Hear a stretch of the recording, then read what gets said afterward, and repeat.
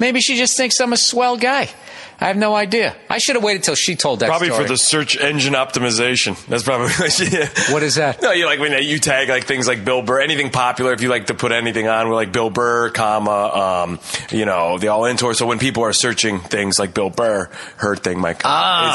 Okay. It was like, you kids with the internet. SEO, they call it, search engine optimization. All right, morbid obesity. I guess I'm supposed to give you a nickname. Yeah, we're running out here, people. You guys don't have to do that. All right. My brother's been dating a morbidly obese girl for 2 years now. My parents are disgusted by this. Oh, Jesus, this is brutal. This is brutal already. My mother actually cried when she first met her. Jesus Christ, dude. And I get shit for fat shaming? Look at her! She can't even fit in the house! I thought I raised you better! Oh, yeah, sit on that and break that. Holy shit, dude. That's fucking brutal. More importantly, her health is clearly in great danger. At her weight, it's likely she doesn't get to 40. My brother's 120 pounds. She's at least twice his weight. I'd even say near 300 pounds. What's a good way to convey the fact that if no one steps in with the harsh reality, she's going to have a short life? Also, she routinely stumbles out of a cheesecake factory. Oh, Jesus Christ, dude. That's fucking brutal. Well, first of all, I feel bad for her. I hope she loses the weight. Because I get shit on this podcast, Jay, because I make fun of fat people the way I make fun of a lot of shit. Everything. And everybody thinks that, like, they don't think that, but they say that. I've been joking saying fat shaming works because I do it to myself and all of that type of crap. Look at me, right? I fat shamed myself at the beginning of the year because I saw a picture of us at the Rose Bowl. And I was like, hey, yeah, you just go, look at my fucking head. I don't know why. Neck. I just don't get how more people don't shame themselves into, shaming themselves into getting Well, dude, you lighter. at one point were pushing 200 pounds. Yeah. And you went to the doctor, and the guy said that 30 pounds overweight. Yeah, he was like, obese. technically, I could write you into obese. That's why I was living in San Diego, and I was just like, still had a real job and was doing comedy coming up, and I had health insurance. So he was like, listen, I with the job, and he's like, I could technically. With your height, with your weight, you could be obese, but I'm not going to write that in because it could affect your insurance, Yeah. Right? So he goes, just what do you do? And that's when I was drinking a lot of soda. Mm-hmm. I mean, tons of it.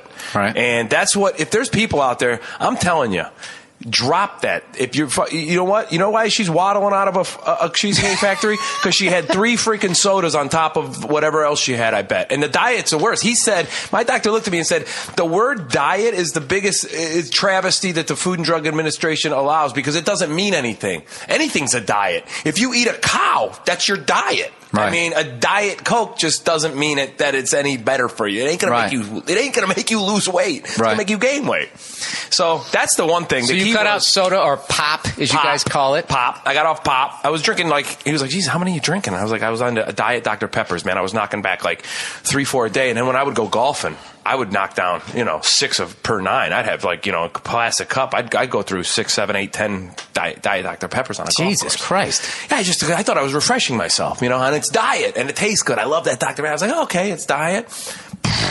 And then when I quit that March 1st, 2010, I've only had ginger ale and club soda. I've never had the high fructose and the colas and any of that sugary shit. It's been and then you took it all off, and then what happened? And I just put a bunch on over the fall because I was just enjoying it. You know what I mean? We were cooking a lot. The holidays, I had that holiday party, the Rose Bowl. I mean, my birthday's on October 30th, right? So once my birthday hits, this will be the first time. Halloween candy the next day, dude. Halloween candy, and it doesn't stop. It goes right into Thanksgiving, and then before I know it, I'm a week after New Year's, and I'm 30 pounds heavier than I was in the summer. Love that you acknowledge Halloween candy like you're still trick-or-treating. Oh, I mean, my whole childhood, I was born the day before Halloween. It was just a weekend apart. And then when I turned old enough to drink, this will be, because I quit the drinking this year for an experiment, this will be, I'm going to turn 42 in October 30th. Right. And this will be the first time I have not had alcohol on my birthday since I was 19. And I'm not going to do it. I'm not going to do it this year. I'm going to walk through the day of my birthday and go, wow, basically 23 years of straight partying, because it's always been a party. It's been like, Dulan's birthday and his Halloween, we can mix them together.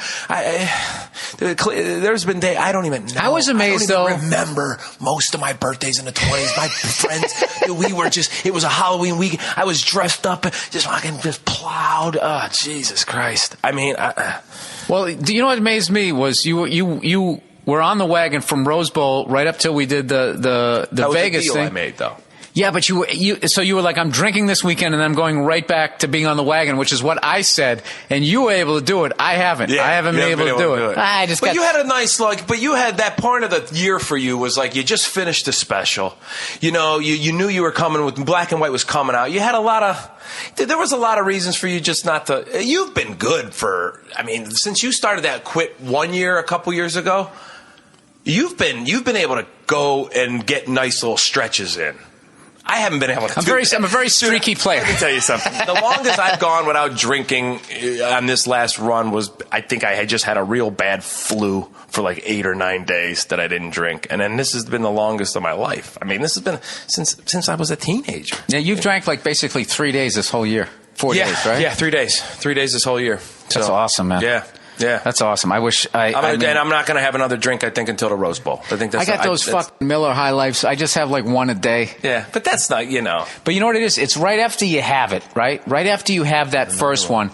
Yeah, but the thing is, if you just wait 5 minutes, if you just drink a water, if you force yourself to just grab a water or whatever, your body like stops craving it and you level out and you actually just had that one and you're able to do it. But the thing is, with food and all of that shit, for the longest time, I was like, it's not a drug. It's not a drug. It is. Yeah. It is. It's like whatever you just ate, you want, if it's bad for you. Yep. That's how you know it's bad for you, because you just ate it, now you want more, which doesn't make any sense. Because if you eat a salad, you never think like, oh, dude, I want another salad. You don't. But later on, if you're hungry, you're thinking food. Salad, vegetables, but you're not thinking like shit food.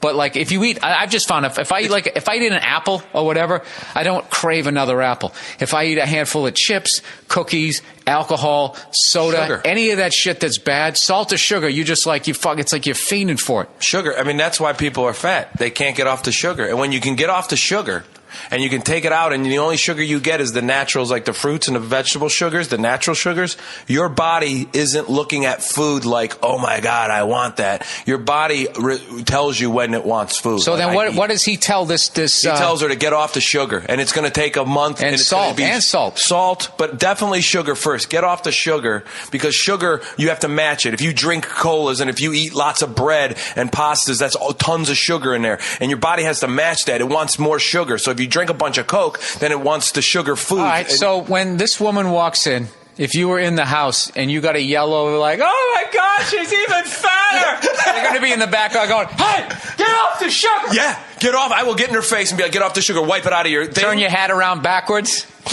Put the whistle in my mouth. Listen. Kick dirt over her cake. That's hilarious. What the fuck are you looking at out there? That's fucking It's great. been all day with this shit. That's hilarious. No, man, that's you came in here for one reason. And what was that? To eat all of our cake. That's an Earl Weaver reference. You came in here to fuck us. Fuck us good. And you got your chance again tomorrow. No, I didn't, Earl. No, I didn't. Yeah, you did. You'll get your chance again tomorrow. I love when he says that. That umpire was so great. Like, what are you going to do, Earl? Lose another World Series? I've won more than I've lost. Not World Series. It's games. He goes games. Yeah.